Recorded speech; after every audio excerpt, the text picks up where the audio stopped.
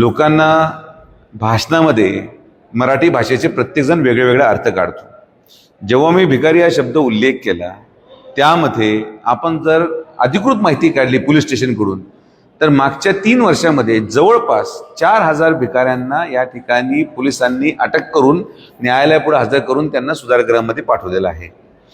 भिकारी याचा अर्थ साई भक्त ज्यांच्यावर आमची उपजीविका चालते यांना हिंदवण्याचा पाप कोणीच करू शकत नाही. साई भक्त हे आमच्यासाठी आदरणीयच आहेत. कोणीही येऊ, आमचं म्हणणं भिकारी याचा अर्थ भिकारीच आहे जे पोलिसांच्या अहवालामध्ये सांगितलं जातं. एक दुसरा क्रमांक की या ठिकाणी जे बाहेर राज्याचे लोक आलेले आहेत, बिहारचा असेल, त्या ठिकाणी इतर राज्याअंतर्गतच्या इतर भागातले जे गुन्हेगारी प्रवृत्तीचे लोक आहेत, जे कदाचित भिकारीचं सोंग घेतात किंवा रस्त्यावर पडलेले असतात, व्हाईटनर म्हणून एक प्रकार आहे तो वापरून नशा करत असतात, यांनी मुलींची छेड काढणे, यांनी मुलांचे काही कुठला अत्याचार, एक परवाच एक लैंगिक अत्याचाराची घटना घडली.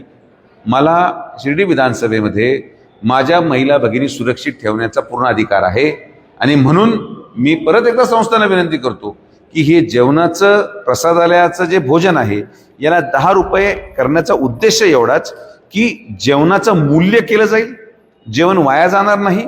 आणि दुसरा मुद्दा माझा स्पष्ट आहे की जे जेवण साईबाबा संस्थांमध्ये पर प्लेट 30 रुपयाचं आहे किंवा 35 रुपयाचा खर्च संस्थांना येतो, ते जेवण आपण 10 रुपयाप्रमाणे भक्तांनी काही देणगी दिलेली आहे तरी त्याच्यामध्ये 25 रुपयाची तफावत आहे. एकतर ती तफावत भरून काढावी, कारण की हा खर्च इतर देशातून आलेल्या साई भक्तांचा पैसा आहे आणि या पैशाचा वापर प्रसादापेक्षा आमच्या परिसरातल्या मुलींच्या शिक्षणासाठी व्हावा, शिर्डीच्या विकासासाठी व्हावा, शिर्डीच्या आजूबाजूच्या लगत गावांसाठी व्हावा. याच्यामध्ये मागणी करण्यात कुणीच चूक नाही. पैशाचा वापर हा योग्य दृष्टिकोनातून, आता मुलींचं शिक्षण होऊ नये असं कोणाची इच्छा आहे? त्यामुळे साई भक्तांना हिंदवण्याचा कुणीही प्रयत्न करत नाही. साई भक्त हे आदरणीयच आहेत. भिकारीचा शब्दाचा उल्लेख हा जेन्युइनली त्या शब्दाचा अर्थ पोलीस स्टेशनमध्ये काढलेल्या रेकॉर्डनुसार तुम्हाला मिळेल की किती अपराधी जे पकडले गेले, किती असे भिकारीचे सोंग घेऊन आलेले लोक जे पकडले गेले, याचा पूर्ण रेकॉर्ड पोलीस स्टेशनकडून अधिकृतपणे मी जाहीर करणार आहे, जेणे की हा विषय पूर्णपणे क्लिअर होईल. याच्यामध्ये नवीन काहीच नाही. तुम्ही माझ्या भाषणाची जर क्लिप पाहिली तर माझ्या अगोदर माझ्याबरोबर जे ग्रामस्थ बसलेले होते त्यांनी याचा उल्लेख केला, बॅकड्रॉपमधून बोलायला मला लावलं आणि म्हणून मी त्याचा उल्लेख केला. ही जनतेची भावना आहे, शिर्डीमध्ये राहणाऱ्यांची भावना आहे की अशा प्रकारे मोफत जेवणामुळे अपराधी प्रवृत्तीचे लोक, अनवॉन्टेड लोक, जे इथले ग्रामस्थ नाही, जे साई भक्त नाही, त्यांचे वाढ होत आहे आणि त्याचा त्रास ग्रामस्थांना प्रमाणाबाहेर होतोय आणि म्हणून हा त्रास थांबवला जावा. मोफत जेवणामुळे ते जेवणाचं मूल्य नसल्यामुळे हे जेवण अतिरिक्त फेकलं जातं. त्याचा कचऱ्याचं विल्हेवाट करण्याची जबाबदारी शिर्डी नगरपंचायतवर येते.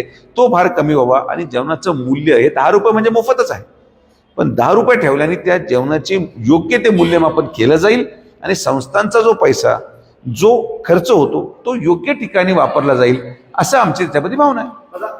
तुमच्या या वक्तव्यानंतर अनेक साई भक्तांची देखील आता प्रतिक्रिया समोर येत आहे की भक्तांच्या दालातून हा साईबाबा संस्थांचं जे सगळी व्यवस्था आहे ते चालते, याच्यामध्ये आक्षेप कोणाचा का असावा? मग भक्तांच्याच पैशाने जर संस्थांची व्यवस्था चालते तर भक्तांनी अजून 10 रुपये देण्यात काय अडचण नाही ना. भक्तांच्या पैशातून जर संस्थान चालत असेल तर यामध्ये कुठली शंका नाही. पण साईबाबा संस्थान विश्वास व्यवस्था ज्याची जबाबदारी ही सगळी शिर्डी चालवण्याची आहे, तर शिर्डीमध्ये राहणाऱ्या ग्रामस्थांचा अधिकार नाही का त्या पैशावर? आमचे जे मुलं मुली आहेत त्यांनी चांगलं शिक्षण घ्यावं, स्पर्धेपरीक्षेमध्ये भाग घ्यावं, कोचिंग क्लास सुरू व्हावी, अशी त्यांचा अधिकार नाही का? मूळ शिर्डीची रचना शिर्डीच्या ग्रामस्थांनी केली. साईबाबा जेव्हा शिर्डीत आले तर शिर्डी बरोबर असलेले त्यांचे ग्रामस्थ त्यांच्याबरोबर होते. साईबाबांच्या मनाला देखील ही भावना आहे की ज्या भागामध्ये मी राहायला आलो, ज्या भागामध्ये माझं वास्तव्य आहे, त्या ग्रामस्थांचा पण विकास व्हावा. माझा आक्षेप कुठलाच नाही आहे. जेवण मोफत द्यायचं देऊ शकतात, पण कधीही संस्थांकडे आम्ही प्रश्न घेऊन गेलो तर संस्थान म्हणतं आमच्याकडे पैशाची उपलब्धता नाही. तर आम्ही त्यांना एवढं सांगितलं की पैशाची उपलब्धता नसेल तर या जेवणाचा खर्च 10 रुपये मात्र घेतल्याने जो काही पैशाची बचत होईल त्याचा खर्च मुलींच्या शिक्षणासाठी व्हावा, ही माझी माफक अपेक्षा आहे आणि त्या भूमिकेशी मी ठाम राहणार. या वक्तव्याने कुठल्याही साई भक्ताला हिंदवण्याचं कुठलंही कारण नाही. जे आजपर्यंत कधी केलं ते आज का करणार? भिकारी हा शब्द तंतोतंत त्याच प्रकारे लागू होतो जे पोलिसांची आकडेवारी सांगते. आपण यासाठी काही कागदपत्री पाठपुरावा करणार आहात? आम्ही मीटिंग घेणार आहोत माननीय माननीय जलसंपदा मंत्री नामदार राधाकृष्ण विखे पाटील साहेब हे संस्थान विश्वस्त व्यवस्थेवर मिटिंग घेणार आणि मिटिंग घेऊन आमची मागणी हीच आहे. या मागणीचा उद्देश कदाचित बाहेरच्या शिर्डीच्या किंवा शिर्डी विधानसभेच्या आणि तालुक्याच्या बाहेरच्या जनतेला किंवा मीडियाला लक्षात येणार नाही.